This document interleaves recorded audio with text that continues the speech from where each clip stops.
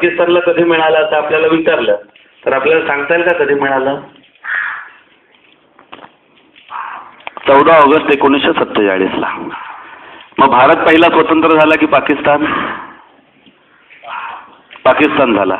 मग मला एक 5 मुसलमान क्रांतिकारकांची नावं सांगा जे ह्या स्वातंत्र्यासाठी फासावरती लटकले.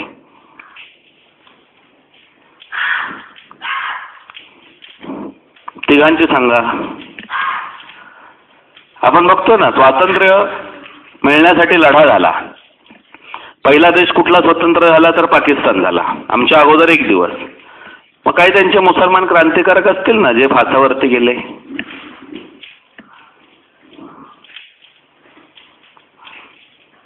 सावरकरांनी काळ्या पाण्याची शिक्षा पाकिस्तानसाठी भोगली.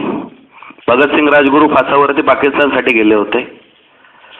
ह्या देशाचं दुर्दैव हे आहे की ह्याच देशामध्ये हे सगळे मोगल आक्रमक आले, राहिले, आमच्यावर अत्याचार केला आणि अत्याचार केल्यानंतर पहिला देश आम्हाला स्वतंत्र पाहिजे म्हणून सगळेजण वेगळे झाले आणि आमच्या अगोदर 1 दिवस पाकिस्तान स्वतंत्र झाला.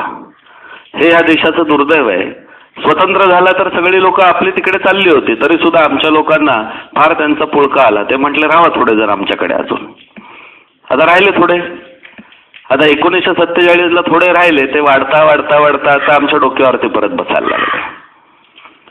परत त्यांची लोकसंख्या इतकी वाढली की आता आम्हालाच भीती वाटायला लागली की परत दुसरी फाळणी होईल की काय.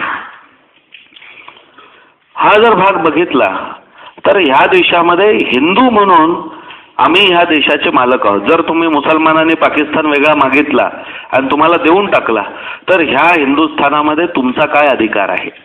तुम्हाला आम्ही राहायला दिले म्हणजे तुम्ही पाहुण्यासारखं राहायला पाहिजे. मात्र ते अधिकार गाजवायला लागले आणि हा अधिकार गाजवता गाजवता आज जणू काही ते देशाचे मालकच बनून बसले.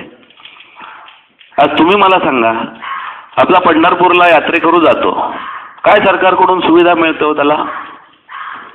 तो चालत जातो बिचारा, काहीही त्याला सुविधा नसते. तिकडे साधं शौचालय सुद्धा बांधलेलं नाहीये. ह्या सगळ्या गोष्टी तिथे असतात आणि ही मंडळी हजच्या यात्रेला जाणार तर यांना आमचं सरकार विमानाची तिकीट देतं लगेच.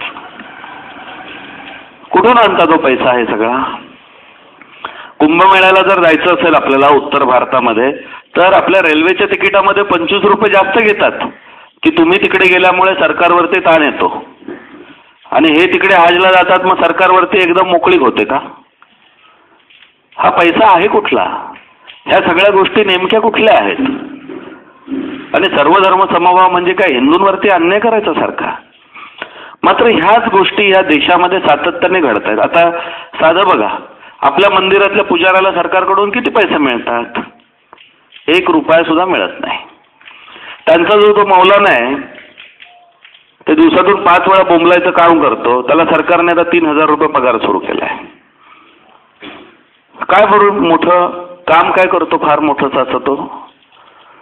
मात्र त्यांच्यासाठी सगळी सवलत. आमच्या गरीब मुलांना शाळेमध्ये गेल्यानंतर कुठलीही सवलत नाही. त्यांना स्वच्छ आयोगाने दिलं, 2 रुपये त्यांच्या मुलाला देतात.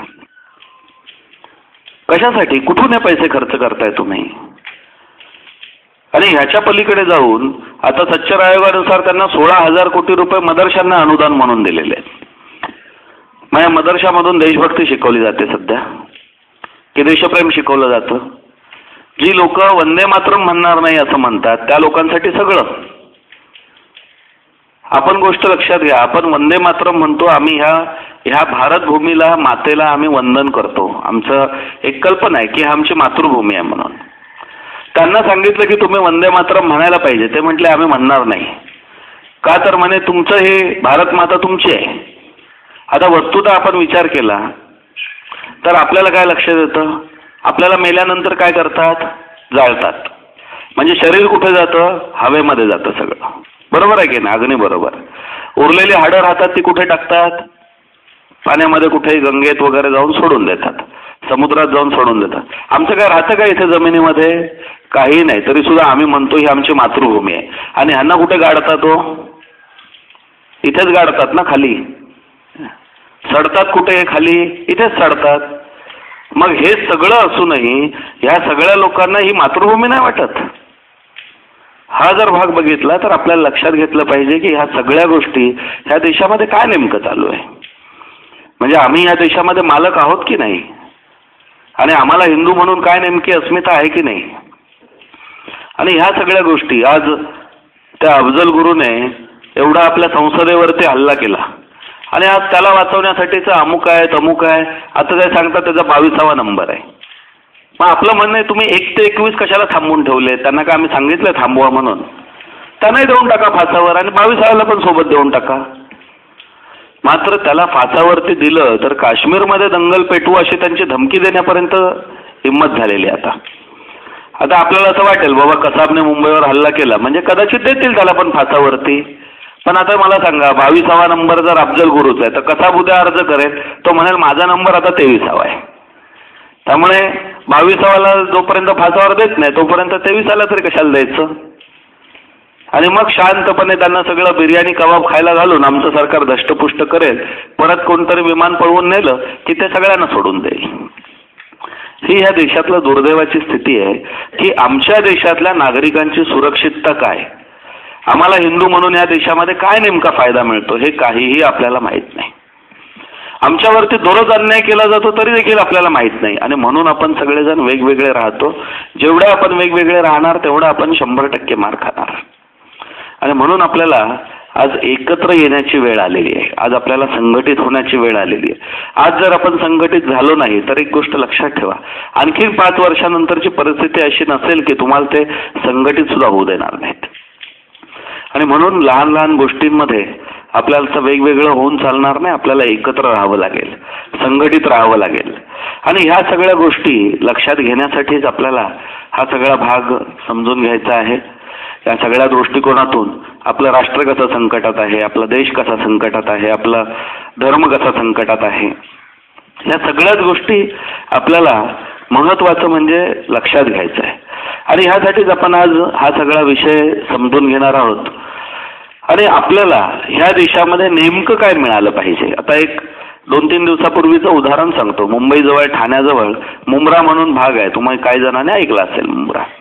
ह्या मुंब्र्यामध्ये MSEBची म्हणजे जी आपल्याला वीज पुरवते, ह्या MSEBची थकबाकी किती रुपये आहे? 180 कोटी रुपये थकबाकी आहे.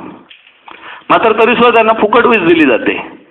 का तर ते कोण का वसूल करत नाही, म्हणे एक वसूल करायला गेला त्याला परतच नाही आला, त्यामुळे दुसरा कोण आता हिंमतच करत नाही बिल मागायची. आम्ही 1 महिना वीज बिल भरू नका, तुमच्याकडे किती दिवस थकबाकी ठेवून देतात. 200 रुपये थकबाकी असले तरी मीटर कापून नेतात. आणि इथे 180 कोटी रुपये ते भरतच नाही आहेत, काहीही घडत नाहीये. हा जर भाग बघितला तर आपण कुठल्या देशामध्ये राहतोय, नेमकं काय नेमकं आमचं अस्तित्व आहे, हा सगळ्यात महत्त्वाचा प्रश्न आपल्यासमोर निर्माण झालेला आहे. आणि म्हणून आपली अस्मिता, आपला इतिहास, आपली परंपरा, ह्या सगळ्या गोष्टींचा आपल्याला अभिमान असला पाहिजे. आणि हा अभिमान आपल्याला लक्षात घेण्यासाठी धर्म समजून घेतला पाहिजे. एकदा आपण धर्म समजून घेतला, धर्माच्या दृष्टिकोनातून सगळे प्रयत्न केले की आपोआपच ह्याला सगळ्या गोष्टी आपल्याला लक्षात यायला लागतील. आणि म्हणून आज आपण काही अशाही गोष्टी या ठिकाणी समजून घेणार आहोत. समितीचं जे गेल्या 5-6 वर्षामधलं कार्य सुरू आहे, आज आपल्या सभा झाल्यानंतर जवळपास 700 गावांमध्ये आपण धर्मशिक्षण वर्ग सुरू केलेले आहेत. प्रत्येक ठिकाणी आपण धर्मशिक्षण देऊन हिंदूंमध्ये स्वतःचा स्वाभिमान निर्माण करतोय, आपल्या इतिहासाविषयी, आपल्या परंपरांविषयी. आणि एकदा आमच्या मनामध्ये स्वाभिमान निर्माण झाला की आम्हाला कोणी धर्मांतरित सुद्धा करू शकणार नाही आणि आम्हाला कोणी वेगळं पण करू शकणार नाही. हा सगळ्यात महत्त्वाचा भाग आपल्याला लक्षात ठेवला पाहिजे. कारण आज दुर्दैव हे आहे की आपल्याच देशामध्ये आपला इतिहास काय नेमका हा कसा समजून घ्यायचा, तर आम्हालाच आमचा इतिहास काहीही माहीत नाही. आता साधं बघा, काल परवा मिरजेला दंगल झाली, तुम्हाला सगळ्यांनाच हा सगळा विषय माहिती असेल. मात्र दंगल झाली कशावरून, तर म्हणे अफजल खानाचं पोस्टर, त्याचं कोथळा काढतानाचं पोस्टर लावलं आणि म्हणून त्या ठिकाणी दंगल झाली. आता अफजल खानाचा कोथळा काढला ही काय खोटी बातमी आहे की खोटा इतिहास आहे? हा सगळ्यांना माहिती आहे. छत्रपती शिवाजी महाराजांनी अफजल खानाचा कोथळा काढला. आता हे लावल्यानंतर त्या ठिकाणी यांच्या भावना का दुखावल्या गेल्या हो?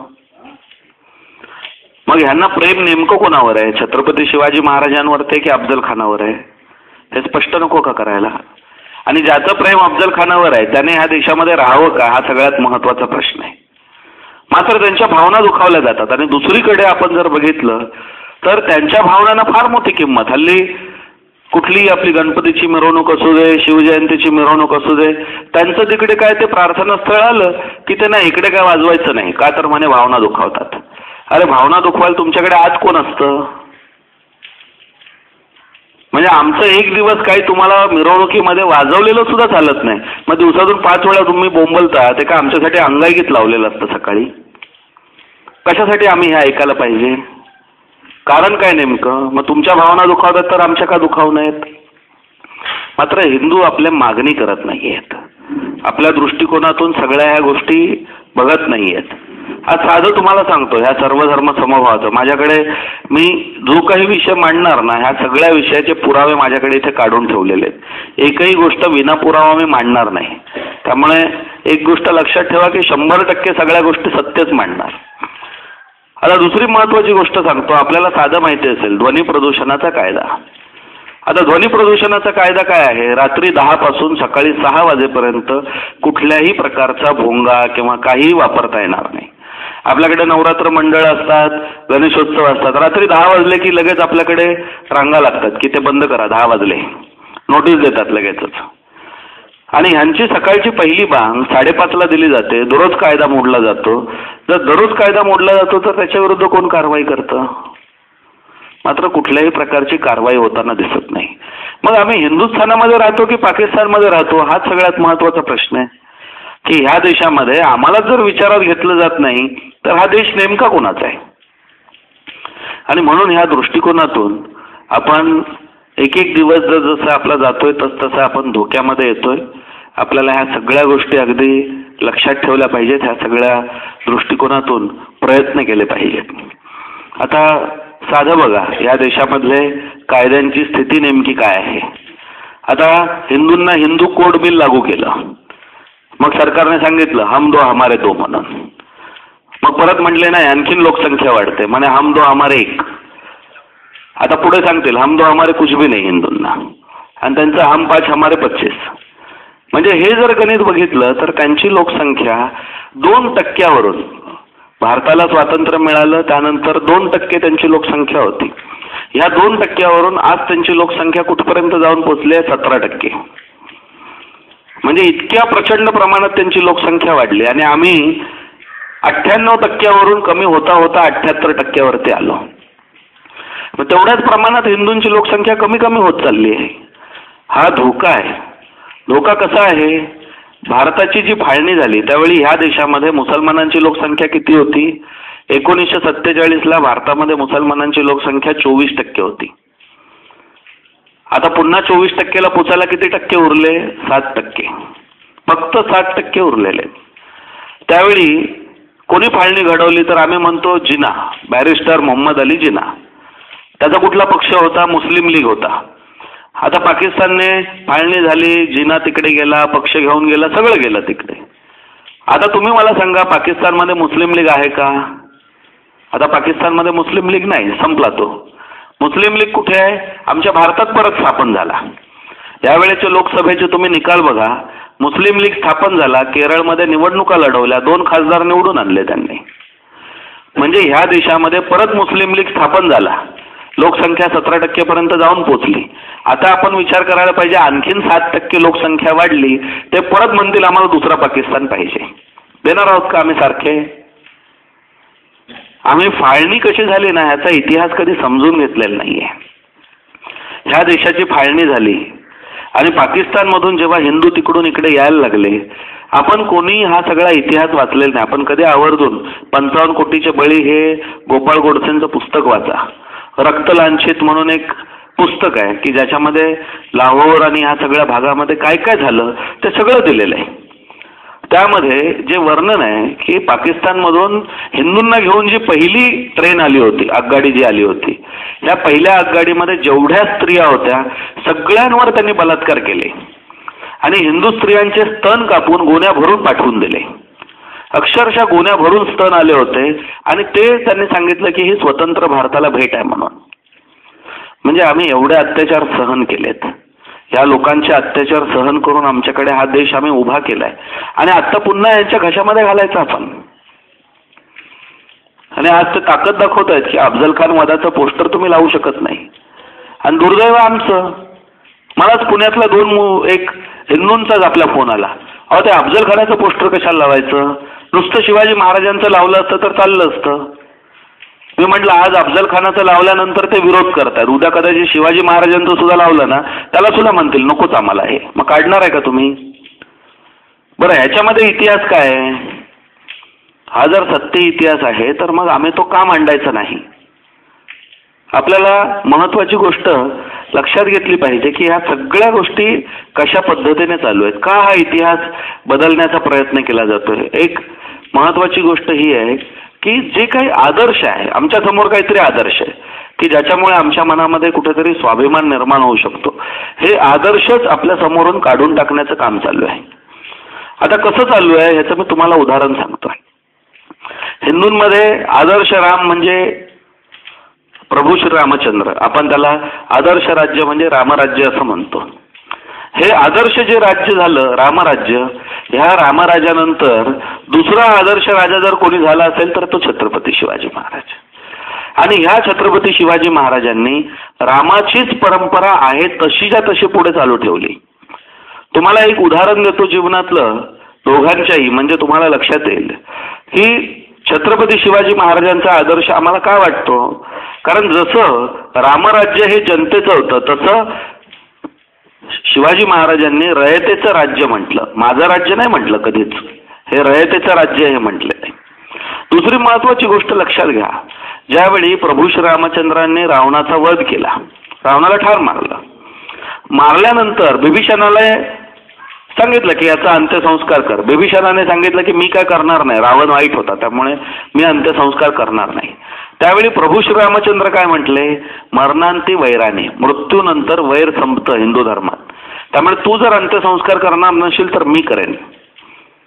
ही आपली परंपरा होती.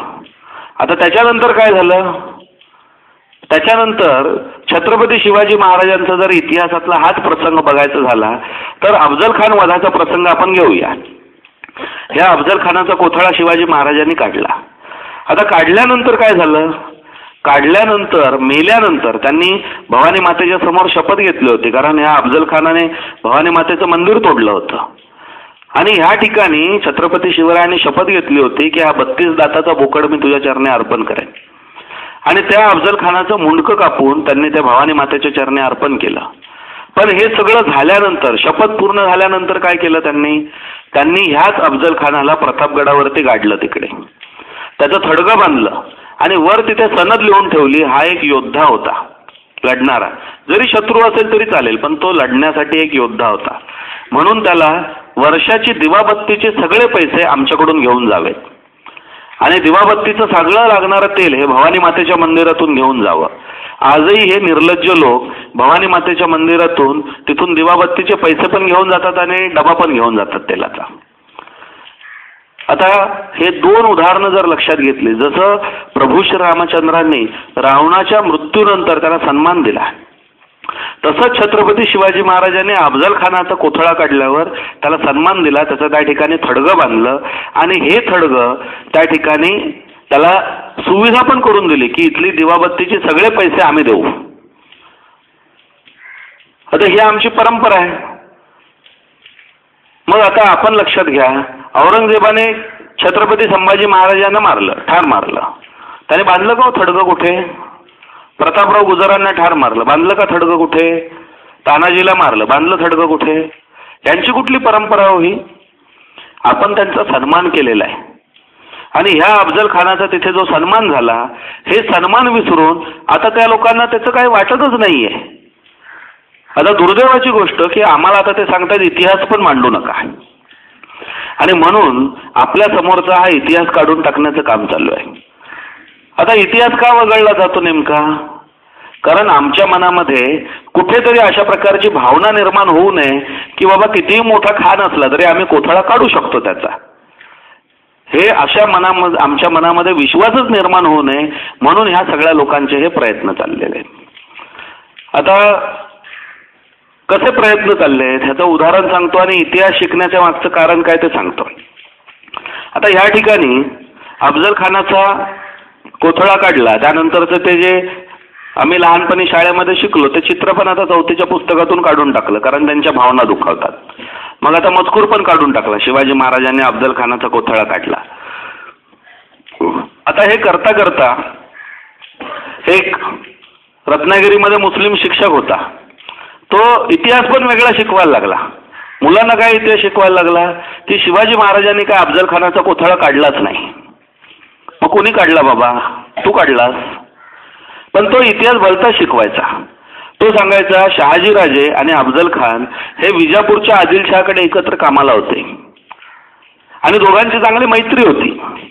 आणि त्यामुळे अफजल खानाला असं वाटलं आपल्या मित्राचा मुलगा काहीतरी चांगलं काम करतोय, एवढं मोठं हिंदवी स्वराज्य उभं करतोय, आपण कौतुकाने बघायला गेलं पाहिजे. म्हणून अफजल खान बघायला आला. शिवाजी महाराज म्हटलं एवढा बघायला आलास तर मग वरती ये प्रतापगडावर मला भेटायला. म्हणून तो वरती गेला. आता वरती गेल्यानंतर काय झालं, शामियानामध्ये भेट ठरली. भेट ठरल्यानंतर ज्यावेळी शिवाजी महाराज शामियानामध्ये गेले त्यावेळी आपल्या मित्राच्या मुलाला बघून अफजल खानाला एवढा आनंद झाला की तो आनंदाच्या भरात मोठमोठ्याने हसायला लागला आणि हसता हसता त्याचं पोट फुटलं आणि स्वतःच तो मरून पडला. हा इतिहास रत्नागिरीच्या शाळेमध्ये शिकवला जात होता. म्हणजे ह्या लोकांना आमचा काहीतरी पराक्रम आहे हे शिकवायचंच नाहीये. कशासाठी हे सगळं चाललंय? आज तर त्यापेक्षा दुर्दैवाची गोष्ट सांगतो. कदाचित त्यावेळी छत्रपती शिवाजी महाराजांना आपण ते थडगं बांधतोय, पण आमची पुढे लोक काय करतील हे कदाचित माहीत नसावं. आता पुढे काय झालं? पुढे छत्रपती शिवाजी महाराजांचं आहे ते स्थान तसंच राहिलं. ह्या अफजल खानाचं त्याला तिथे जमिनीमध्ये गाडलं. तो 3x6चं त्याचं थडगं होतं. आता अफजल खान जमिनीच्या खाली पुरल्यानंतर त्याची लांबी रुंदी वाढायला लागली सध्या. आणि किती मोठा झाला जमिनीच्या खाली हा? त्याचं थडगं 3x6चं झालं 1.5 एकराचं. 1.5 एकराचं सध्या त्याचं मोठं थडगं बांधलेलं आहे संगमरवरामध्ये. वरती खोल्या 22 बांधल्या, 22 खोल्या एअर कंडिशन बांधल्या. म्हणजे जणू काही त्यांना असं वाटलं कधी चुकून माकून अफजल खान वर येऊन बसला तर गरम नको व्हायला त्याला, म्हणून एअर कंडिशन खोल्या. अरे काय चाललंय हे? कुठल्या देशामध्ये आम्ही राहतोय? काय नेमकं करतो आहोत? तुम्हाला मी आवर्जून माझ्याकडे चित्र आहे तुम्हाला दाखवतो मी. आता हा सगळा प्रकार झाल्यावर आणखीन दुर्दैवाची गोष्ट, आपले हिंदू किती भोळे आणि किती मूर्ख असतात हे तुम्हाला सांगतो. आता हे थडगं तिकडे बांधलं, त्या थडग्यावरती नाव पण टाकलं त्यांनी, पीर ए शरीफ अफजल खान. म्हणजे हा अफजल खान काय झाला? पीर सुद्धा झाला लगेच.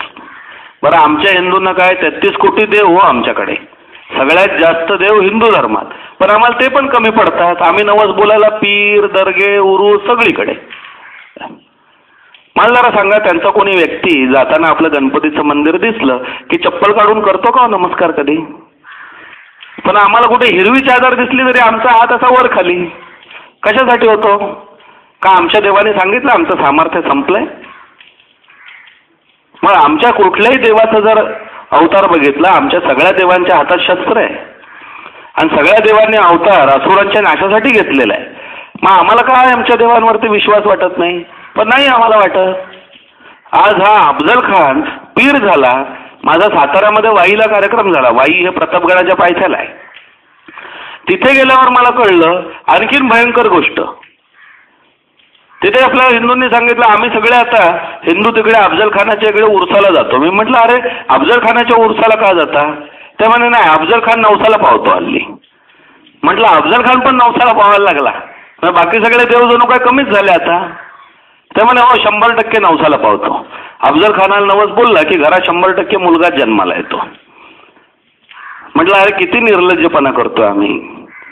जो अफजल खान स्वराज्याचा शत्रू होता, ज्याचा कोथळा काढला, त्याच अफजल खानाला तुम्ही नवस बोलायला जाताय. म्हटलं एक गोष्ट लक्षात ठेवा, आम्ही जर एवढा निर्लज्जपणा करणार ना तर आवर्जून एक गोष्ट लक्षात ठेवा, अफजल खानाला नवस बोलून ज्याच्या ज्याच्या घरात मुलगा जन्माला येईल ना त्याच्या घरात कधीच छत्रपती शिवाजी महाराज जन्माला येणार नाही, अफजल खान नक्की जन्म घेईल.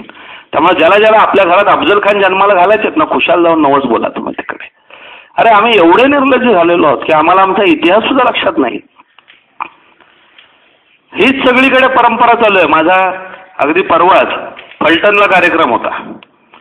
फलटणला कार्यक्रमाला रस्त्यावरती हायवेवरती कार्यक्रम, हायवेवरती तिकडे गेल्यानंतर त्याने सांगितलं, तुम्ही इकडे आलात ते मध्ये एक बडेखान नावाचा दर्गा लागला, त्याला प्रदक्षिणा घालून आलात का? मी म्हटलं कोण बाबा बडेखान हा? तेव्हा नाही, त्या बडेखानला जर प्रदक्षिणा न घालता आलो तर पुढे जाऊन अपघात होतो. मी म्हटलं बाबा कोण हा बडेखान लागून गेला? म्हटलं मी काय प्रदक्षिणा वगैरे घालून आलो ना, मला कोण बडेखान? अगदी सरकारने काय केलंय, मुख्य हायवे त्याच्या कोपऱ्यावरती बडेखानचा दर्गा आहे आणि त्याला एक आणखी गोल रस्ता काढून दिलाय आणि गाडीने तुम्ही प्रदक्षिणा घालूनच पुढे गेलं पाहिजे. त्याला प्रदक्षिणा घातली नाही तर म्हणे अपघात होतो. आता ह्या बडेखानचा फार मोठा बडा प्रताप हा. मी तिथल्या लोकांना सांगितलं, एक गोष्ट लक्षात ठेवा, माझ्या देवावर विश्वास आहे. आमचे हिंदूंचे देव आहेत ना, मग तो बडेखान मोठा की आमचा देव मोठा हे मला बघायचं आहे. आता मी ना प्रदक्षिणा घालून आलो ना जाताना घालून जाणार. मला बघायचं तो काय माझा अपघात घडवू शकतो. त्या ठिकाणी प्रदक्षिणा न घालता मी गेलो, त्यांना फोन करून सांगितलं मी सुखरूप पोचलो, कोण बडेखान माझ्या आडवा नाही आला. परत दुसऱ्यांदा माझा कार्यक्रम झाला, मी म्हटलं आता पण प्रदक्षिणा न घालता आलोय तुमच्या समोर, परत जाताना प्रदक्षिणा न घालता जाणार, कोण बडेखान लागून गेला हा बघायचे. इतिहास जेव्हा मी शोधून काढलं, बाबा कोण बडेखान, तर अफजल खानचा मोठा भाऊ हा पण स्वराज्यावरती आक्रमण करण्यासाठी आला होता.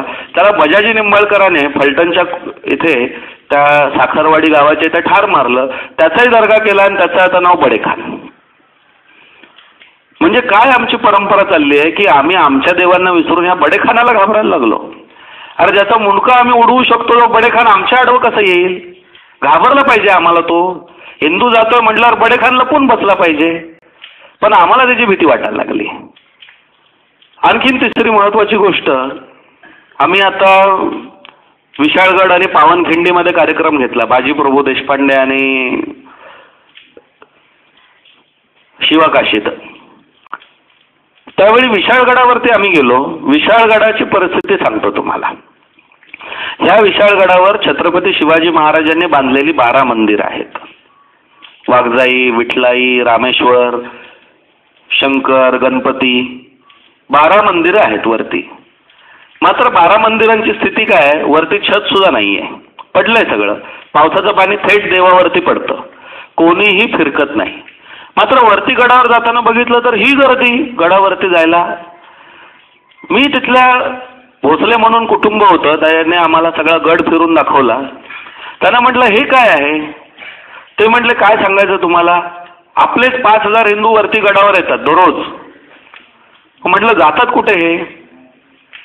ते म्हणे सगळे जातात रेहान बाबाच्या दर्ग्यावरती. आता म्हटलं कोण रेहान बाबा? म्हणे एकदम पॉवरफुल आहे. आपली लोक सगळे डोक्यावरती प्रत्येकाच्या टोपली असते, आत एक कोंबडा, दारूची बाटली आणि पत्ते असतात. वरती जाऊन रेहान बाबाला कोंबडा कापायचा, दारू प्यायची आणि मग पत्ते खेळत बसायचं. शिवाजी महाराजांचा महाल आहे वरती, जो आता पडलेला आहे. हे मुसलमान आवर्जून आपल्या सगळ्या लोकांना सकाळी संडासला जायचं असलं ते म्हणतात तिकडे जाऊन बसा. सगळी आपली लोक संडासला शिवाजी महाराजांच्या महालात जाऊन बसतात. म्हणजे काय आम्ही परंपरा जोपासतोय ना, आम्हाला शिवाजी महाराजांचं नाव घेण्याचा अधिकार तरी काय आपण लक्षात ठेवलं पाहिजे. आमचे निर्लज्ज हिंदू आहेत हे सगळे, मुसलमान नाही आहे त्याच्यामध्ये कोणी. आणि ह्या सगळ्या गोष्टी, आज गडाची परिस्थिती बघितली, वरती हिंदूंची घरं 17 आणि मुसलमानांची 450. म्हटलं ही काय परिस्थिती? ते म्हटले काय ते रेहान बाबाला सगळे नवस बोलायला येतात. बरं नवसाला त्याला बेड्या लागतात. आता बेड्या सुद्धा साध्या सुद्धा नाही चालत, लोखंडाच्या बेड्या मान्यच नाही त्याला, चांदीच्या बेड्या आणाव्या लागतात. ह्या बेड्यांवरती 450 घरं त्यांची पोचतोय आम्ही. आमची 12 मंदिरं पडलेल्या स्थितीमध्ये आणि त्यांचं रेहान बाबाचा दर्गा विशाळगडावर RCC कन्स्ट्रक्शन 3 मजली आहे सध्या, जाऊन बघा आवर्जून. काय नेमकं चाललेलं आहे? छत्रपती शिवाजी महाराजांनी घेतलेले गड आम्ही परत करण्याचं काम पराक्रम करतोय का सध्या? म्हणजे ह्या सगळ्या गोष्टी इतिहासातून पूर्णपणे वगळल्या जातात आणि आम्हाला काहीही वाटत नाही. आता तुम्हाला पुरावा म्हणून दाखवतो. हे केंद्र सरकारचं पुस्तक आहे 7वीचं. या 7वीच्या पुस्तकामध्ये त्यांनी इतिहास जो काय मांडलेला आहे, आता कसा इतिहास मांडलेला आहे हे जरासं इथून जरासं दाखवा यांना. असं जरासं धरायला तर जरा फाटलंय. हे दाखवा. आता ह्याच्यात जे बाजूला दिसतंय ना, ते पुस्तकात काय शिकवलंय, दिल्लीची जामा मशीद कशी बांधली. त्याच्यात सगळे इतके खान शोधून आणलेत ना त्यांनी की त्यांची आम्ही नावं सुद्धा बापजन्मी कधी ऐकलेली नाहीत. आता ह्या जामा मशिदीच्या ह्याच्यात त्यांनी दिशा दाखवली आहे आणि सांगितलंय काबाची दिशा कशी ठरवली जाते. काबा म्हणजे त्यांचं ते हजला आहे ते. आता आम्ही म्हटलं आमच्या मुलांना काबाची दिशा कशी ठरवली जाते करून काय करायचंय. तुम्ही काय आमच्या मुलांना कॉन्ट्रॅक्ट देणार आहे मशिदी बांधायच्या नंतर. आमचा काय संबंध ते दिशा कशी ठरवायची आणि काय कसं करायचं. ह्या हिंदुस्थानात आम्ही काय करायचं हे सगळं समजून घेऊन. पुढचं आणखी याच्यामध्ये दाखवतो.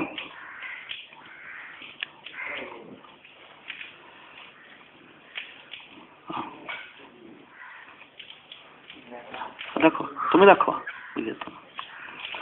आता हे इतिहासातलं आता हे कोण आहेत. एकाचं नाव आहे मुर्शिद कुली खान, दुसऱ्याचं नाव अलीवर्दी खान, तिसऱ्याचं नाव बुरहानुल मुल्क. आता यांची नावं आपण बापजन्मी तरी ऐकलेत का. कोण बाबा बुरहानुल मुल्क, कुठून शोधून आणला, कोण अलीवर्दी खान, कोण मुर्शिद कुली खान. पण पानभर इतिहास आहे आणि सगळी माहिती आहे त्यांची. आणि ह्याच पुस्तकामध्ये शिवाजी महाराजांचा इतिहास किती आहे तर हे दाखव. हे पिवळ्या रंगाचं केलेलं आहे ना तेवढं मराठ्यांच्या इतिहासामध्ये शिवाजी महाराजांचा इतिहास आहे. आता काय काय लिहिलंय ते तुम्हाला इथे ठेवा ठेवा इकडे. काय काय लिहिलंय ते मी तुम्हाला वाचून दाखवतो. आता हे पुस्तक कोणाचं आहे भारत सरकारचं आहे. आता काय शिवाजी महाराजांचा इतिहास मांडलाय त्याच्यात ठेवायचं. शिवाजी 1627 ते 1680 शक्तिशाली योद्धा परिवारांच्या सहाय्याने एका स्थायी राज्याची स्थापना केली. म्हणजे हिंदवी स्वराज्य नाही स्थापन केलं, स्थायी राज्य स्थापन केलं. अत्यंत गतिशील कुशक प्रशुचारक कुणबी मराठ्यांचे ते मुख्य आधार झाले. शिवाजीने मुख्यतः मुघलांना चुनौती देण्यासाठी सैन्य बलाचा वापर केला. दुर्दैवाने त्यांचा लवकर मृत्यू झाला आणि सगळी सत्ता चित्पावन ब्राह्मणांच्या म्हणजे पेशव्यांच्या हातामध्ये गेली. संपला शिवाजी महाराजांचा इतिहास संपला. आता अफजल खानाचा कोथळा यांच्या बापाने काढला. शाहिस्ते खानाची बोटं कोणी छाटली हे कोण मांडणार नेमकं ह्याच्यामध्ये. मात्र इतिहासामध्ये काहीही मांडलं नाहीये. मग हा इतिहास आहे कोणाचा. आम्ही म्हटलं नाहीतरी तुम्हाला तूर डाळ आणि सगळं आयात करायची सवय लागली आहे. पुस्तक पण पाकिस्तानवरून आयात केलं का आम्हाला सांगा. हे मग हा इतिहास कोणाचा आहे नेमका, आम्ही काय याच्यातून घ्यायचंय. मात्र हा सगळा इतिहास बदलण्याचं काम चालू आहे. सगळ्या गोष्टी ह्या केल्या जात आहेत आणि एकच कारण आहे त्याचं की आम्ही जागृत नाही आहोत. आम्ही इतिहासाच्या संदर्भामध्ये कुठलीही गोष्ट आपण समजून घेतो नाही. आता इतिहासाची काय गरज पडतो. कोण म्हणेल आता मी इंजिनिअरिंग माझं झालं, इंजिनियर होताना मला कुठे काय इतिहास नाही शिकवला. कोण डॉक्टर होतं त्याला इतिहास शिकवला जात नाही. मग इतिहासाचा उपयोग काय असतो. इतिहासाचा उपयोग असतो आपल्या मनामध्ये कुठेतरी तेज निर्माण करायला, सामर्थ्य निर्माण करायला. आणि हा इतिहास आमचा हिंदूंचा एकदा कळला की आम्हाला बऱ्याचशा गोष्टी स्पष्ट होतात. आता हा एक भाग आपल्याला लक्षात घेतला पाहिजे. आता उदाहरण म्हणून सांगतो.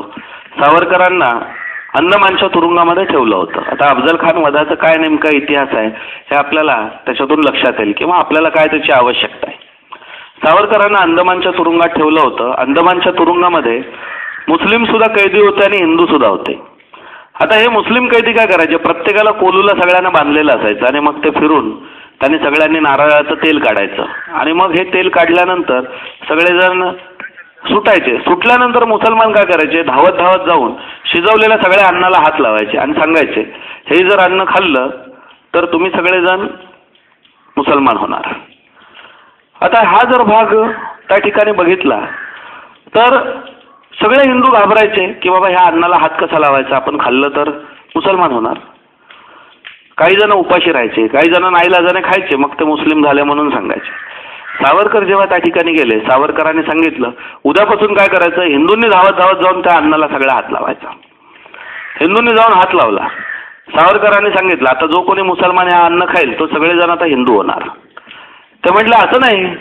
ते म्हटले वा रे वा, तुम्ही अन्नाला हात लावला तर आम्ही खाल्लं की आम्ही मुसलमान बनतो आणि हिंदूने अन्नाला हात लावला तर तुम्ही का नाही हिंदू बनत. मग काय एकतर्फी आहे की काय सगळं हे. ते म्हटले असं चालणार नाही. जर आमचा हिंदू वाटत असेल तर तुम्ही सुद्धा सगळे वाटून हिंदू बनणार. ते म्हटले हे नाही. मग ही सगळी प्रथा त्यांनी बंद करायची ठरवली. त्यावेळी सावरकरांनी सांगितलं धर्म हा भातात सुद्धा नाही आणि पावात सुद्धा नाही. कोणी ब्रेड टाकला म्हणून कोणी हिंदू वाटत नाही आणि कोणी भात खाल्ला त्याने हात लावलेला म्हणून सुद्धा वाटत नाही. हिंदू धर्म हा सगळ्यात प्राचीन, सगळ्यात मोठा आहे. आपण एक गोष्ट लक्षात ठेवली पाहिजे, सावरकरांचं वाक्य आहे की तुम्ही हिंदू धर्म एवढा पवित्र आहे की मुसलमानाने हात लावलेला भात सोडून द्या, कच्चा मुसलमान जरी तुम्ही खाल्लात ना तरी हिंदू कधी बाटणार नाही, हे लक्षात ठेवलं पाहिजे. ही जी काही अभिमानाची गोष्ट आहे ना, ही आपल्या लक्षात ठेवली पाहिजे. आता झालं काय नेमकं, हे सगळं झाल्यावर तिथे एक मुसलमान पठाण होता.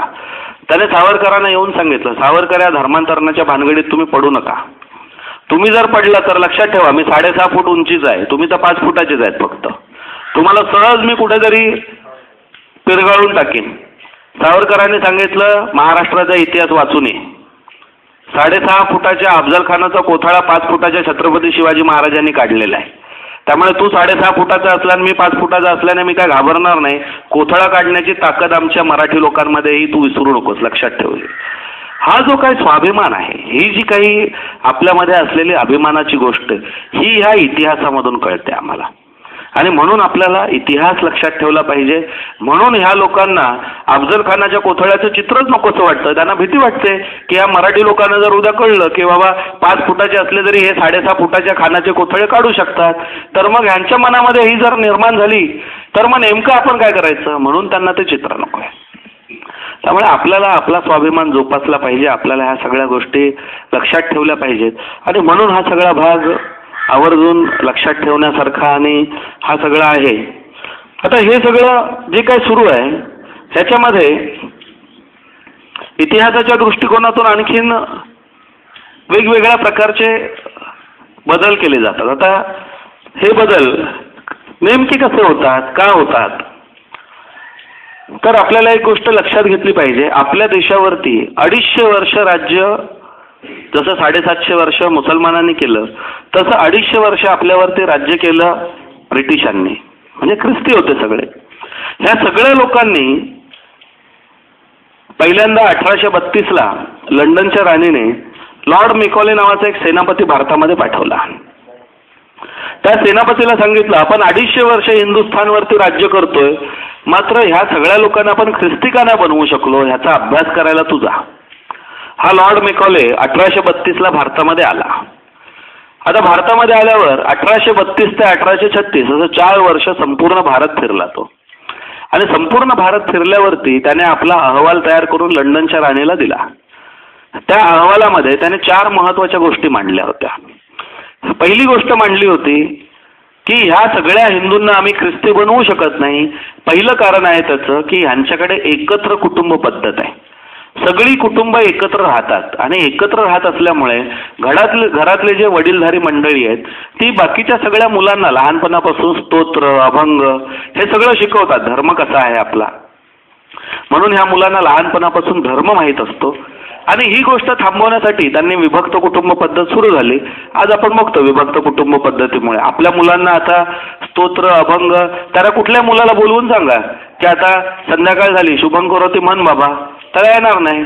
पण कॉन्व्हेंटमध्ये गेल्यावरती ओ माय लॉर्ड जीजसची कविता बरोबर म्हणतो तो. म्हणजे आम्हीच आमच्या मुलांना ख्रिस्तीकरणाकडे हळूहळू न्यायला लागलो. दुसरं त्याने कारण सांगितलं, मी संपूर्ण हिंदुस्थान फिरलो, मला कुठेही एकही भिकारी दिसला नाही रस्त्यावरती. आता किती श्रीमंत असेल, उगीच आपल्या देशाला सोने के चिडिया म्हटलं नाही जायचं, एवढी सगळी संपत्ती होती आपल्या देशात. त्या काळात 1832 पासून त्यांनी आपल्या देशातून दरवर्षी 200 कोटी रुपये नेलेत. आता 1832च्या काळातले 1000 म्हणजे आत्ताच्या काळातले किती हे विचार केला पाहिजे आपण. म्हणजे जवळपास 250 वर्षापूर्वी. आत्ताच्या काळामध्ये आपण त्याचा विचार केला तर 200 कोटी म्हणजे किती संपत्ती त्याने लुटून नेली असेल. आणि आज आपण बघतो गल्ली बोळामध्ये आपल्याला भिकारी दिसायला लागले. आर्थिकदृष्ट्या आपण संपन्न होतो. आजही तुम्ही आपल्या पूर्वजांचे जुने वाडे बघा. आपल्याला जर आज असा वाडा बांधायचा म्हटलं ना तर आपल्याला असं वाटतं एवढा मोठा वाडा आपण बांधू शकतो का. ही सगळी संपत्ती, हे सगळं कुठून आलं होतं, कारण आपल्याकडे श्रीमंती होती. आज दुर्दैवाची गोष्ट बघा, छत्रपती शिवाजी महाराजांची भवानी तलवार कुठे आहे? लंडनमध्ये. आमचा सोन्याचा मयूर सिंहासन कुठे आहे? लंडनमध्ये. कोहिनूर हिरा भारतातला सगळ्यात मौल्यवान कुठे आहे? लंडनच्या राणीच्या मुकुटामध्ये. म्हणजे ह्यांनी सगळी आमची पैसे संपत्ती चोरून नेली आणि आज आमच्या देशाला त्यांनी गरीब बनवलं. आणि आता गरिबीचा आधार घेऊन ह्याला 2000 रुपये दे ख्रिस्ती बन, त्याला पैसे दे ख्रिस्ती बन, हे सगळे प्रकार त्यांनी सुरू करून टाकले. तिसरी त्याने महत्त्वाची गोष्ट सांगितली की ह्या हिंदुस्थानामध्ये आपण लक्षात घेतलं पाहिजे, यांच्याकडे पूर्वीपासून गुरुकुल शिक्षण पद्धत होती आणि म्हणून मुलांना सगळ्यांना गुरुकुल शिक्षण पद्धतीमध्ये धर्म शिकवला जायचा. ही शिक्षण पद्धत बंद करून आपण मी म्हणतो ती शिक्षण पद्धत सुरू करायची आणि मग आपल्या सगळ्यांना केवळ सरकारी नोकरीसाठी बाबूगिरी करणारी शिक्षण पद्धत आली आणि इंग्रजांच्या शिक्षण पद्धतीमध्ये आजही आपण शिकतो आहोत.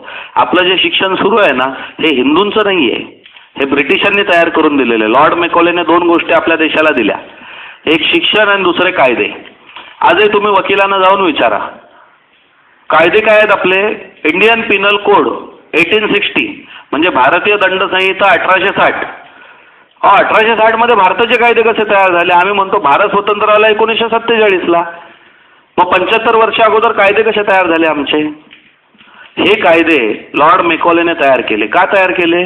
1857चं जे पहिलं स्वातंत्र्य समर होतं याच्यामध्ये ज्या झाशीच्या राणीसह ज्या सगळ्या लोकांना पकडलं होतं, ह्या सगळ्या लोकांना शिक्षा कशी सुनावणार? कारण कायदेच नव्हते. म्हणून लॉर्ड मेकॉलेने 1860ला म्हणजे 1857च्या युद्धानंतर 3 वर्षांनी कायदे बनवायला सुरुवात केली आणि हेच कायदे आमच्या सरकारने आजही लागू केले. म्हणजे आम्ही स्वतंत्र झालो पण कायदे कोणाचे वापरतो? आजही ब्रिटिशांचे. आम्हाला लाज सुद्धा वाटत नाही की भारतीय दंडसंहिता 1860 म्हणतो. अरे भारत स्वतंत्रच नव्हता तर भारतीय दंडसंहिता कशी असेल? मात्र आपण ब्रिटिशांचे कायदे घेऊन आलो, ब्रिटिशांची शिक्षण पद्धत घेऊन आलो आणि आम्हाला आमच्या सगळ्या गोष्टींचा स्वाभिमान नष्ट झाला. आणि मग इतिहासाची एवढी तोडमोड करून टाकली की आम्ही म्हणतो तेच सगळं सत्य सांगायला सुरुवात केली त्यांनी. आता तुमच्यापैकी कोणालाही विचारलं की हिंदूंचं सगळ्यात मोठं मंदिर कुठे आहे? कोणाला वाटेल असेल काशीला असेल, मथुरेला असेल, नाहीतर कुठेतरी अमरनाथचं असेल. आपलं हिंदूंचं सगळ्यात मोठं मंदिर इंडोनेशियामध्ये आहे. इंडोनेशिया हा 92% मुसलमानांचा देश आहे. म्हणजे भारत पाकिस्तानमध्ये सगळे मुसलमान एकत्र केले तर जेवढी लोकसंख्या होईल तेवढी इंडोनेशियाची आहे. ह्या इंडोनेशियामध्ये आमचं सगळ्यात मोठं मंदिर आहे. या मंदिराचं नाव आहे अंगोकार वॅट, विष्णूचं मंदिर आहे. किती मोठं मंदिर आहे हे? 180 एकराचं मंदिर आहे. तुम्हाला माझ्याकडे छायाचित्र तुम्हाला दाखवू शकतो मी. 180 एकराचं आमचं मंदिर इंडोनेशियामध्ये. मग कोणी बांधलं? राजा समुद्रगुप्त. ह्याचं नाव त्याच्यासाठी होतं की सगळ्या समुद्रावरती त्याची सत्ता होती आणि ह्या सगळ्या बेटांवरती आपली सगळ्यात मोठी मोठी मंदिरं त्याने बांधली. आम्हालाच माहित नाही, आम्हाला कारण इंग्रजांनी शिकवलंच नाही. आम्हाला राजा समुद्रगुप्त कोण? आम्हाला अलीवर्दी खान शिकवतात पण समुद्रगुप्त कोण माहीत नाही, विक्रमादित्य कोण माहीत नाही, चंद्रगुप्त मौर्य कोण माहीत नाही. कारण आम्हाला ही सगळी परंपरा त्यांनी काढूनच टाकली सगळी. कारण आम्हाला आमच्या मनात स्वाभिमान निर्माण करण्यासारखी काही गोष्टच नाही. आणि मग ह्या गोष्टीच्या आधारे आपला सगळ्यांचा स्वाभिमान कमी कमी करत आले आणि मग आम्हाला ते हळूहळू शिकवायला लागले. जे काय सगळं चांगलं आहे ना ते सगळं आम्हीच दिलं तुम्हाला. आणि मग आपल्याला दिलं असं म्हणता म्हणता आपणही सगळ्या गोष्टी विसरून गेलो आणि आपल्या देशातलेच लोक म्हणायला लागले अहो इंग्रज होते म्हणून ट्रेन आली, इंग्रज होते म्हणून अमुक आलं. अहो पण ते काय ह्या देशात विकास करण्यासाठी आले होते का? ह्या देशाला लुबाडण्यासाठी आले होते हे आपल्याला लक्षातच येत नाही. आणि ही सगळी मंडळी ख्रिस्ती होती. अगदी इथे छत्रपती शिवाजी महाराजांनी गोव्याच्या सीमेवरती 4 पोर्तुगीजांची धर्मप्रसारकांची मुंडकी उडवलेली आहेत. सगळ्यांना माहिती आहे, जेसुईट म्हटलं जायचं त्यांना. म्हणजे ह्या सगळ्या गोष्टी धर्मांतरणासाठी त्यांनी सुरू केल्या होत्या. आता त्यांनी जो इतिहास बदलला ना, कसा इतिहास बदलला ह्याचं मी तुम्हाला 2-3 उदाहरणं सांगतो. आता इतिहासामध्ये त्यांनी सांगायला सुरुवात केली की विमानाचा शोध हा राईट बंधूंनी लावला. आजही आपल्याकडे सगळीकडे शाळेच्या पुस्तकात हेच शिकवलं जातं. विमानाचा शोध राईट बंधूंनी लावला. आता आपल्याला प्रश्न हा पडला पाहिजे, विमानाचा शोध राईट बंधूंनी लावला. किती साली लावला? 1906 साली. म्हणजे आजपासून 103 वर्षापूर्वी विमानाचा शोध लागला. मग सत्य एक आहे, 400 वर्षापूर्वी संत तुकाराम महाराज होऊन गेले. म्हणजे नक्कीच राईट बंधूंच्या अगोदर जन्माला आलेले आहेत ते. या संत तुकाराम महाराजांच्या गाथेमध्ये उल्लेख आहे की त्यांना शेवटी सदैव वैकुंठाला न्यायला विमान आलं होतं. हे तर आपल्याला सगळ्यांना माहिती आहे. मग हे विमान काय राईट बंधूंनी 400 वर्षापूर्वी पाठवलं होतं? त्यावेळी जन्म तरी झाला होता ह्या राईट बंधूंचा. ते सांगतात विमान 100 वर्षापूर्वीच आणि आमच्या धर्मग्रंथात 400 वर्षापूर्वी. आता ह्याच्या पलीकडे आणखीन जर जाऊन आपल्याला विचार करायचा असेल तर प्रभू श्री रामचंद्रांचा जन्म आजपासून हजारो शेकडो वर्षांपूर्वी झाला. आता ह्याच्यामध्ये आपल्या धर्मग्रंथात रामायणातला उल्लेख आहे की प्रभू श्रीरामाने जेव्हा रावणावरती विजय मिळवला त्यावेळी परत येताना ते काय चालत नाही आले, पुष्पक विमानातून आले आणि हे विमान आकाशातूनच जाणार होतं. मग आता त्या काळामध्ये तर ह्यांचा आकाशातला बाप पण जन्माला आलेला नव्हता. त्यांना जन्माला येऊन झाले आता 1500 वर्ष. मग ह्या गोष्टी जर लक्षात घेतल्या तर आमच्या धर्मामध्ये विमान हे कधी लिहून ठेवलेलं आहे? आज हे सॅटेलाइट पाठवून सांगतात आपल्याकडे आर्यभट्टाने कितीतरी शेकडो वर्षापूर्वी लिहून ठेवलंय पृथ्वीचा व्यास 4 लाख किलोमीटर आहे. आता त्यावेळी का आर्यभट्ट फुटपट्टी घेऊन गेला होता का पृथ्वीच्या भोवती 1 फूट 2 फूट असं? मात्र आम्ही शोधून काढलं. आज अमेरिकेने सॅटेलाइट पाठवून सांगितलं पृथ्वीचा व्यास 4 लाख किलोमीटर. अरे पण आम्हाला माहिती आहे ना अगोदरपासून हे. म्हणजे आमची परंपरा श्रेष्ठ आहे. तिसरी महत्वाची गोष्ट आज ते सांगतात की अणुरेणूचा शोध आम्ही लावला. आता आपल्या लोकांनाही सगळं अणुरेणूचा शोध त्यांनीच लावला असं म्हणतात. संत तुकाराम महाराजांच्या गाथेतला एक मी तुम्हाला अभंग सांगतो. अणुरेणूहुनी थोकडा तुका आकाशा एवढा, आहे की नाही? त्याच्यात आहे. आता हे जर आपण बघितलं तर आपल्याला काय लक्षात घेतलं पाहिजे? मग संत तुकाराम महाराजांनी अणुरेणूचा शोध घ्यायला काय PhD घेतली होती केमिस्ट्री फिजिक्सची. कुठून आणलं हो अणुरेणू? म्हणजे आमच्याकडे धर्मामध्ये ज्या काही सगळ्या गोष्टी माहिती होत्या हेच आम्हाला परत शिकवायला लागले. आता ते सांगतात गुरुत्वाकर्षणाचा शोध न्यूटनने लावला. आता न्यूटनने काय शोध लावला? तो झाडाखाली बसला होता, सफरचंद पडलं तर ते तुटल्यावरती खाली पडलं समोर त्याच्या. मग त्याने सांगितलं झाडावरून फळ तुटलं की गुरुत्वाकर्षणाने खाली पडतं. मग याच्यात बाबा शोध काय लावलास तू का निर्माण केलंस हे? की तू सांगण्यापूर्वी सफरचंद खाली न पडता आकाशात उडून जायचं वरती, खालीच पडत होतं ना. मग शोध काय याच्यात? आपल्याकडे नाथपंथाचा जो उल्लेख आहे ह्याच्यामध्ये वाताकर्षण विद्येचा उल्लेख आहे की देवांना सुद्धा पृथ्वीच्या विद्येने ते सगळ्यांना बांधून ठेवायचे वाताकर्षण. आता वाताकर्षण आणि गुरुत्वाकर्षण एकच आहे. म्हणजे त्यांना त्या ताकदीचा अर्थ सुद्धा माहिती होता आणि सगळं माहिती होतं. आता ह्या काळात हे कोण होते का? पण आपल्याला हे माहीतच नाही आणि आपल्याला जसं वाटतं की नाही आपल्या धर्मातलं काय आपल्याला हे नाही. आपला धर्म सगळ्यात श्रेष्ठ आहे, सगळ्यात प्राचीन आहे आणि ही सगळी गोष्ट आम्हाला लक्षात राहिली पाहिजे कायम. मला पुण्यामध्ये भोरजवळ कार्यक्रम झाला. तिथली काही एक 4-5 मुलं आली हिंदू आपली भेटायला. ते म्हणले आमचा एक ख्रिस्ती मित्र आहे आणि हा जो आहे हा आम्हाला येऊन म्हणतो की सध्या 2009 चालू आहे आपलं वर्ष आणि 2009 म्हणजे काय तर येशू ख्रिस्त जन्माला आल्यानंतरचा काळ. मग आता 2009 चालू म्हणजे येशू ख्रिस्त झाल्याचा पुरावा आहे, गॅरंटी आहे. तुमचा राम आणि कृष्ण झाल्याचा काय पुरावा आहे? ते म्हटलं आम्ही काय द्यायचा पुरावा? म्हटलं पहिल्यांदा तुम्ही 4 जण आहात, तुम्ही काय षंड आहात का? त्याने तुम्हाला रामाचा पुरावा विचारला ना, चौघाने त्याच्या कानाखाली 4 क्रॉस काढायला पाहिजे होते. काय संबंध बाबा? तू कोण लागून गेला रामाचा पुरावा विचारणारा? तुझा काय संबंध? ह्या सगळ्या गोष्टी आपल्याला कळल्या पाहिजेत. मात्र आम्हाला कळतच नाही. आम्हाला विचारलं आपलं कोणतं वर्ष झालं, आम्ही हल्ली सांगणार 2009 चाललंय. अहो 2009 आमचं आहे का? पण आपल्याला काळच माहीत नाही म्हणून ह्या सगळ्या गडबडी आहेत. आपलं जे वर्ष चालू आहे ते युगाब्द 5111 म्हणजे कलियुग सुरू होऊन आमची 5110 वर्ष संपली. 5111 सुरू आहे. ह्याच्यापूर्वी कृष्णाचं द्वापारयुग झालं, रामाचं त्रेतायुग झालं, सत्ययुग झालं. म्हणजे आम्ही किती प्राचीन आहोत? आमचं सत्ययुग संपलं, रामाचं त्रेतायुग संपलं, कृष्णाचं द्वापारयुग संपलं, कलियुग सुरू होऊन 5110 वर्ष संपली. म्हणजे आम्ही काय सांगायला पाहिजे? बाबा रामकृष्णाचा पुरावा सोडून दे, आमचं कलियुग सुरू झालं ना त्यावेळी तुझा आकाशातला बाप पण जन्माला आलेला नव्हता.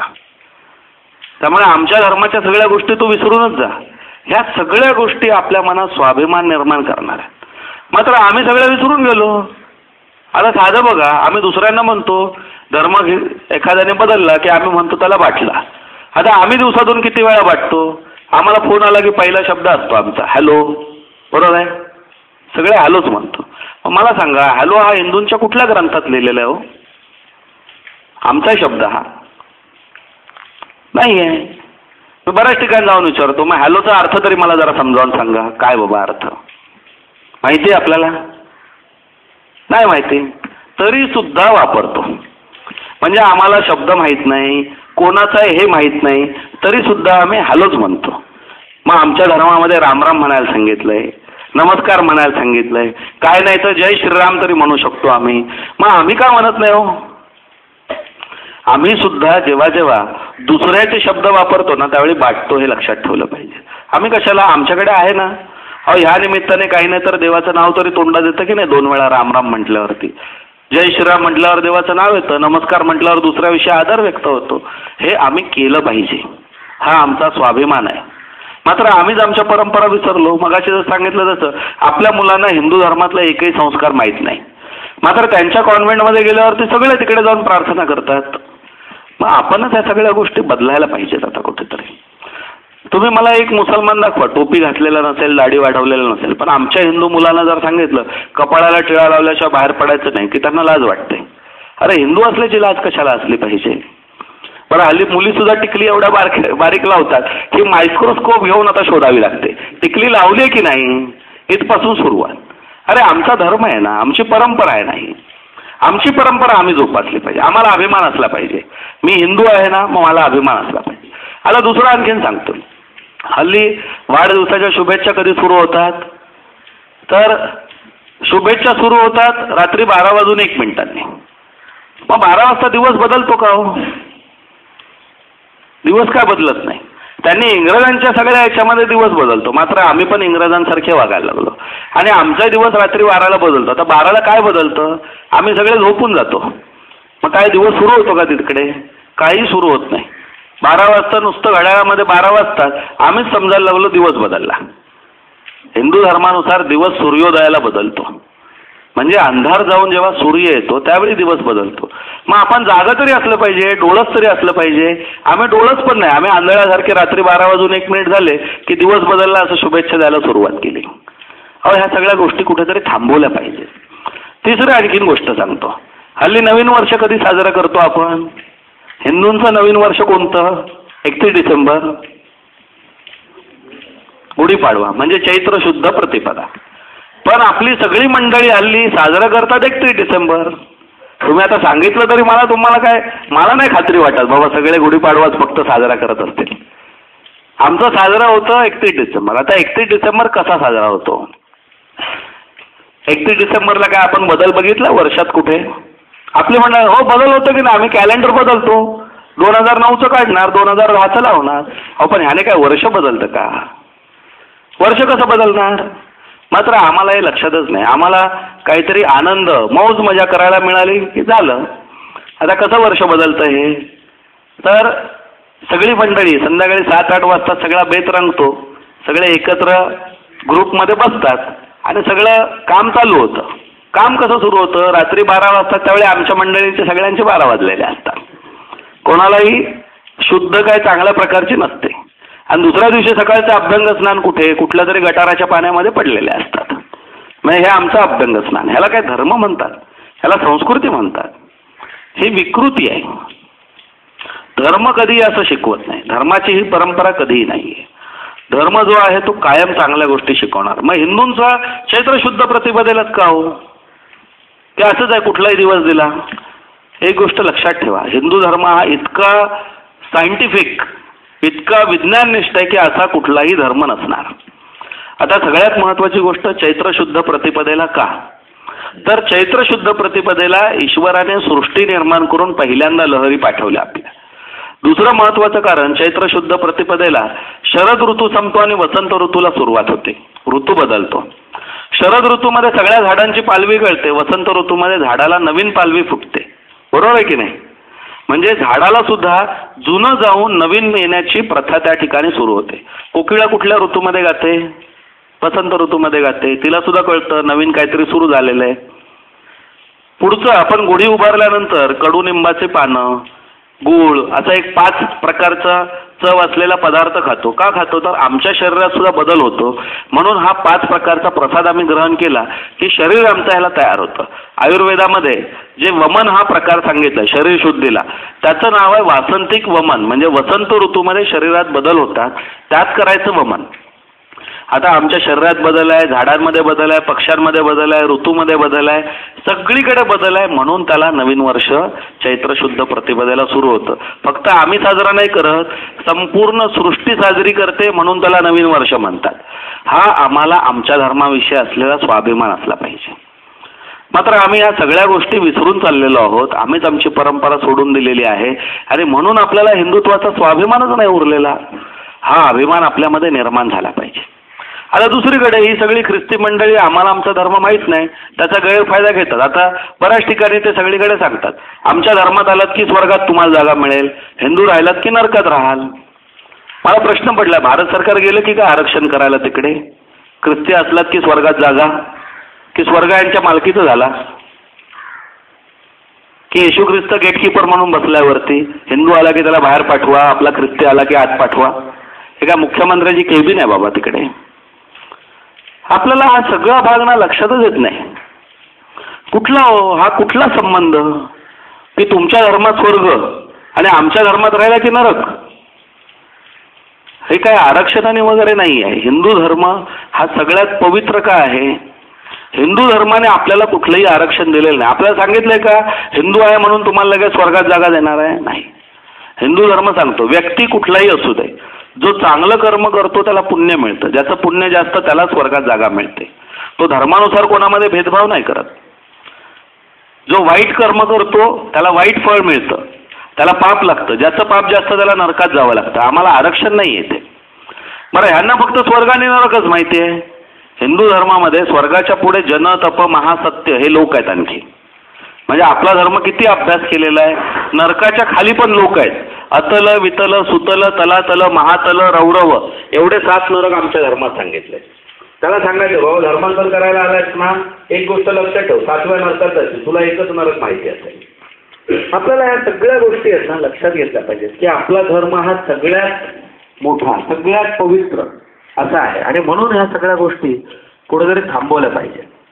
आता हा जो सगळा भाग आहे ते म्हणतात आमचा धर्म विज्ञाननिष्ठ अमुक तमुक.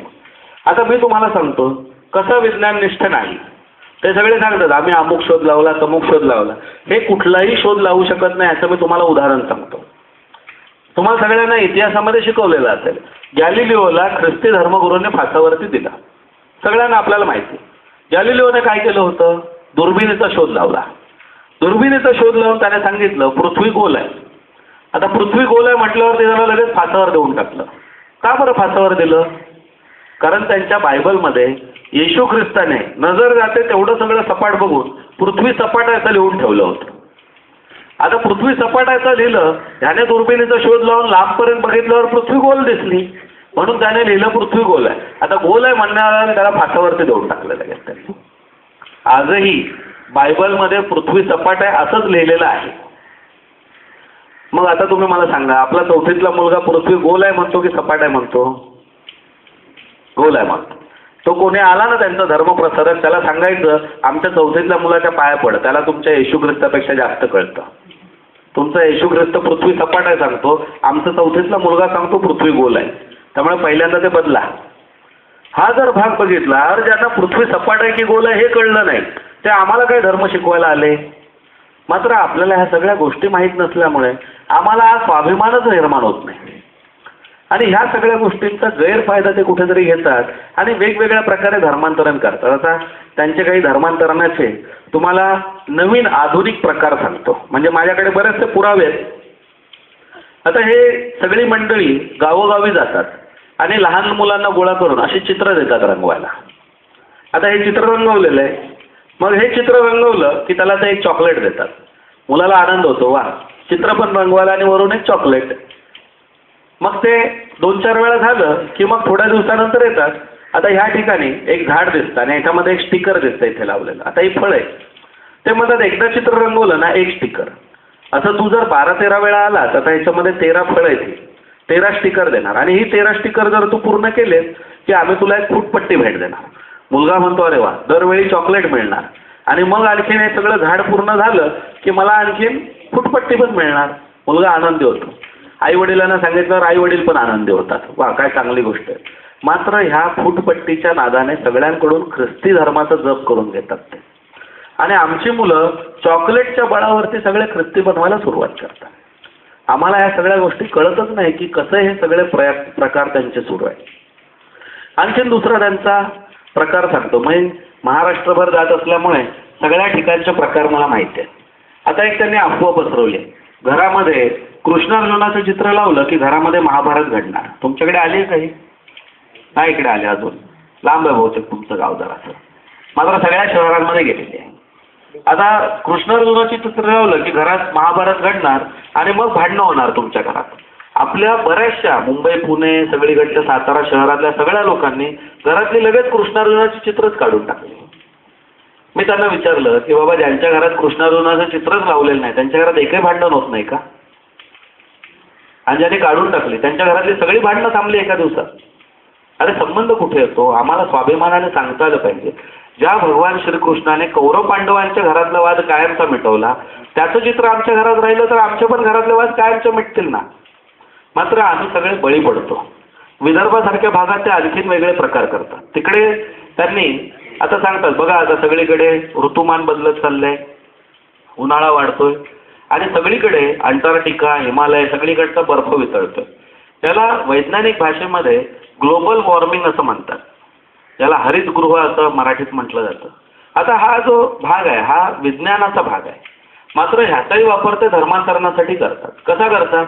ते म्हणतात सगळीकडचं बर्फ वितळतंय आणि ते कुठे जाणार तर म्हणे समुद्रात जाणार सगळं पाणी. आता हे समुद्रात सगळं गेलं की तुमच्या घरापर्यंत वरपर्यंत पाणी येणार आणि हा जो काय भाग त्या ठिकाणी घडणार तर तुम्ही कसे वाचणार? तुमचा देव तुम्हाला वाचवू शकतो का? मग आपल्या हिंदू लोकांच्या मनामध्ये प्रश्न येतो. ते म्हणतात असं करूया, पाण्याच्या हौदाजवळ या, तुमचा देव घेऊन या, आमचा देव घेऊन येतो, आपण बघूया कुठला देव वाचवू शकतो तुम्हाला जगबुडीपासून.